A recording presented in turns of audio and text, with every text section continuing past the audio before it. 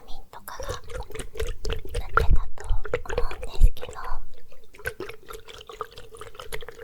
もうこれ売ってなくて廃盤もう販売されてないみたいでなんですけど、私 YouTube に8年前ぐらいに ASMR を投稿してた女性の方が YouTuber さんがいらっしゃるんですけど、その方のビタミンの動画がめちゃくちゃ好きで、未だによく聞いてるんですね。で、その方はもう YouTube 投稿してないんですけど、この前久しぶりにその動画を聞いて寝ていて、私もビタミン取りたいなって思ったんですけど、もう販売がされていなかったので、いろんなオークションサイトとかメルカリとか見て探してゲットすることができました。これだからいつの商品なんだろう、このキティちゃん。箱付きで購入したんですけど、その箱も結構劣化しているというか長年経過している感じだったので、多分もう10年以上前の商品だと思うんですけど、なんか普通の水すくい水よりもなんか水がねたっぷり入っていて、振るとめっちゃ水の音がしていいですね。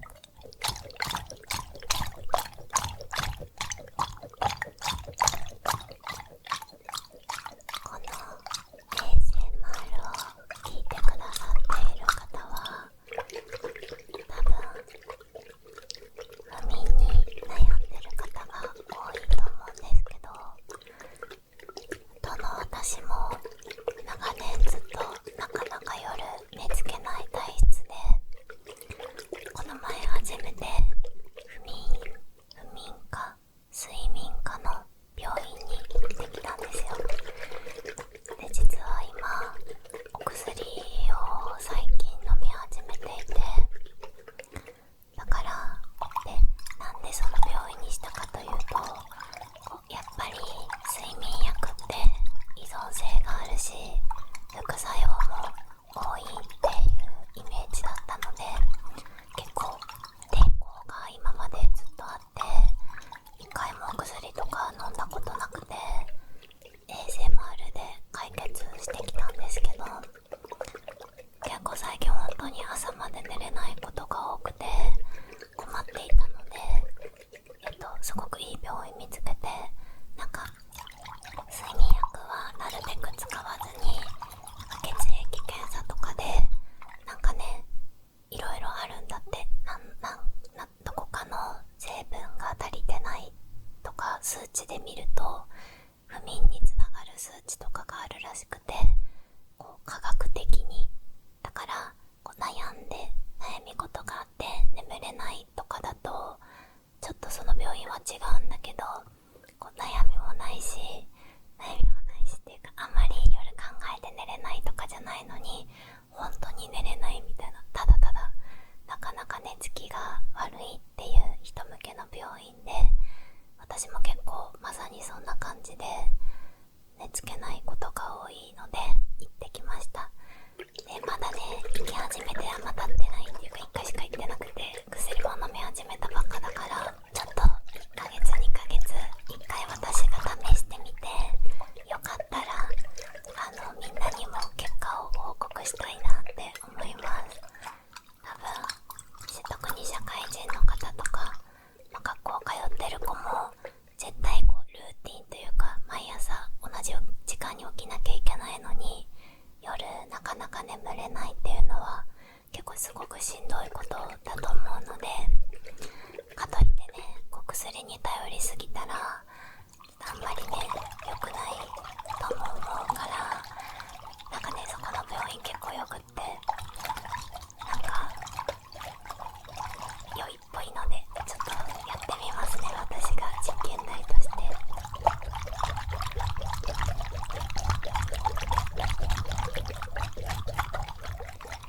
なんかね、もう言われたのが、私もちょっとその症状があるんですけど、ムズムズ症候群って言って、寝る前になんか足がちょっとムズムズでしたりとか、なんか動いちゃったりで寝れない人は鉄分が足りてないことが多いらしいので、この話聞いてて、なんか私夜なんか足動かしたくなっちゃって、なんか痛くなったり痒くなったりとか、こうムズムズするなって人はなんか鉄分が足りてないこととかもあるみたいなので、鉄分のサプリとか飲んでみるのもいいかも。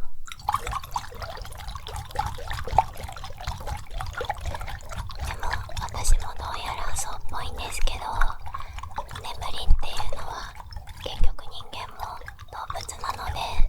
こう脳内のホルモンの分泌の有無こう多さとか少ないとか影響するみたいで、私はこう眠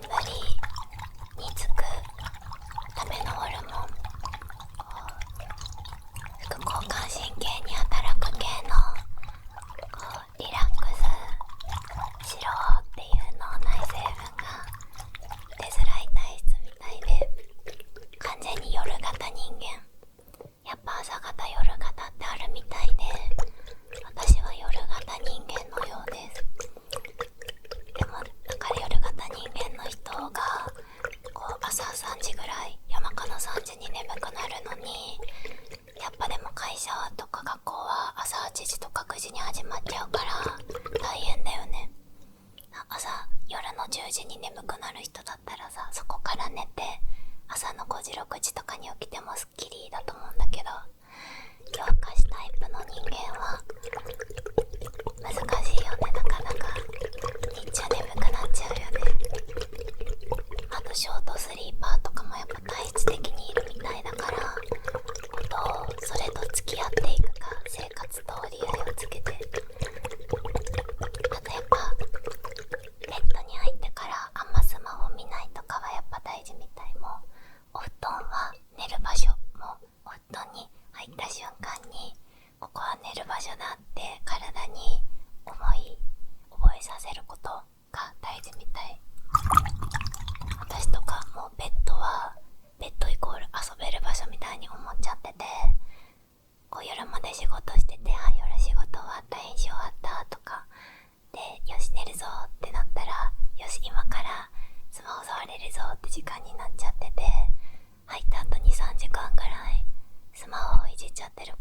いので、それはやめなさいっていうことで言われました。だから ASMR もめちゃくちゃこうリラックスさせることが大事だから、それでリラックスしてきた、眠くなってきたなっていうのも絶対多分正しい方法の一つで、でも多分いろいろあるから、自分に合ったやつを使っていけたらなって私も思うんですけど、皆さんもぜひ試してみてください。いろいろ私は、この中の ASMR でお役に立てるように動画をこれからも投稿していきます。ちょっと夜更かし仲間として私もなかなか眠れない体質なので、いい音を提供少しでもできたらなって思うんですけど、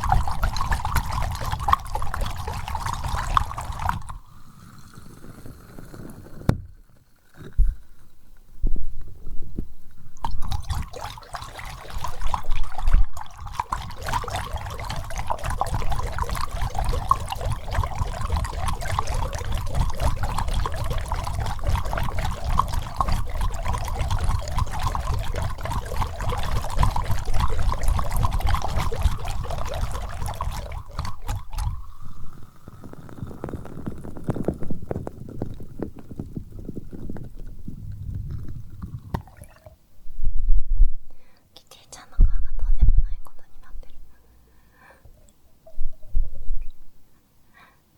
すごい形になっちゃった。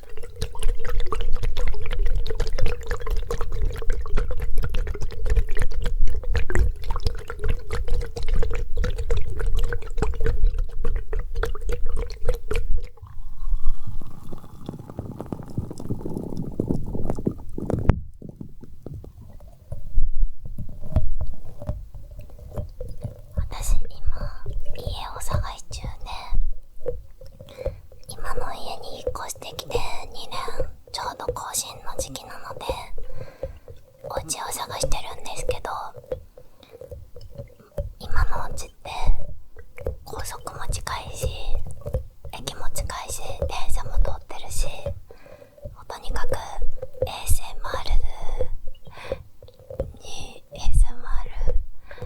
とは真逆の環境になっていて、この2年前引っ越してきた時はその時も YouTube 始めてたんですけど、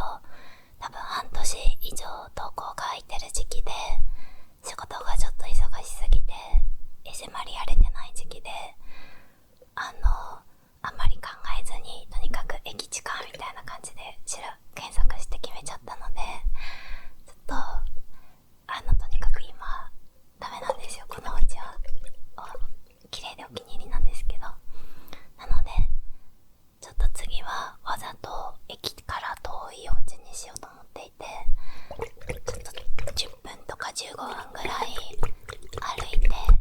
数子の大通り、車がいっぱい通らないちょっと住宅街の中みたいなとこにしようと思ってるんですけど、今このお家だと結構今も私には聞こえてるんですけど、結構車の音とかが常にひっきりなしになっちゃってるせいで、このノイズキャンセリングを強くかけてしまうと、この音がね、本来の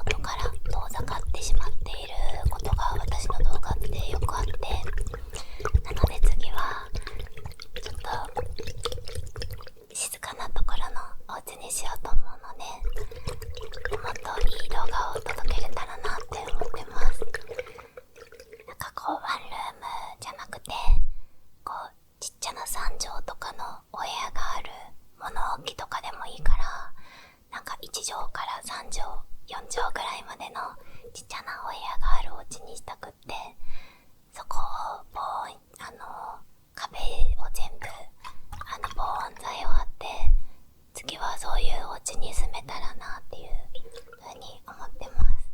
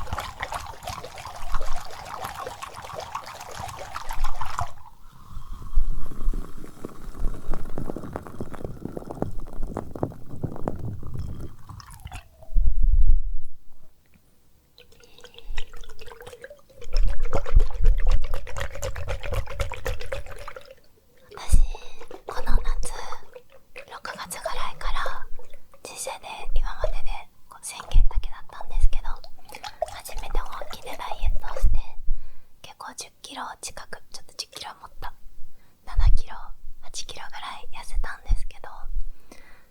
で水着のためにも含まれてたんですけど、で水着着るじゃないですか。そしたらね、写真とか見るとやっぱりね、下っ腹っていうか太ももとか本当にウェーブ、この上半身が比較的薄めで下半身にお肉がついちゃうタイツなので、ちょっとねまだまだ太ももとかちょっと下っ腹、お腹の方とか二の腕とかもそうですけど落としたいなって思ったんですけど、多分体重的に平均体重とかを考えるともう多分本当はね鍛えるべきなんですよ。鍛えるべきなんですけど、太ももとかを細くしたい時って何したらいいのかな。ちょっと腹筋とかはたまに気が向いた時もうやってないに等しいぐらいやってるんですけど、なんか多分このまま体重だけ減らしてもこうヨロヨロしてっちゃうから、こうちょっとね次はナイスバディを目指してちょっと筋トレをやろうかなって思ってるんですけど、痩せたいのは太ももとお腹とお尻も、こうなんていうの、プリッとしたお尻、こうジーパンとか履いた時にこう持ち上がってるお尻というか、こうキュッとしたお尻にしたいなって思ってるんですけど、何かおすすめの筋トレ